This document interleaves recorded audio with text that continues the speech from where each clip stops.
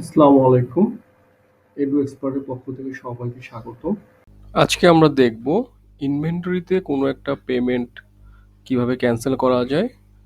অর্থাৎ কোনো একটা পেমেন্ট যদি আমরা ক্যান্সেল করতে চাচ্ছি, আমাদের নেওয়া হয়ে গেছে বা ভুলে হয়েছে, হয়তো আমরা চাচ্ছি যে পেমেন্টটা ক্যান্সেল করতে, সেই পেমেন্টটা আমরা কিভাবে ক্যান্সেল করতে পারবো সেই জিনিসটাই আজকে আমরা দেখব। এই জন্য আপনাকে ইনভেন্টরি ম্যানেজমেন্ট, ইনভেন্টরি ট্রানজ্যাকশন, এখান থেকে সেলস অ্যান্ড স্টক, এখান থেকে আপনি একটা অপশন দেখবেন পেমেন্ট কালেকশন।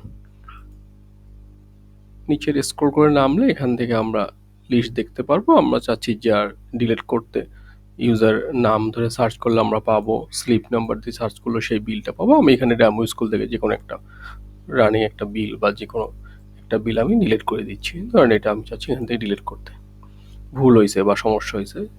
অ্যাকশনে গিয়ে ডিলেটে ক্লিক করলে ডিলিট হয়ে যাবে এবং অ্যাকাউন্টস থেকেও আমার এটা চলে যাবে, স্টোর থেকেও চলে যাবে, অথবা সব জায়গা থেকে জিনিসটা আমার আগের মতো হয়ে যাবে। এভাবেই আমরা যে কোনো ইনভেন্টরিতে ডিলিট করতে পারি। জি, ধন্যবাদ।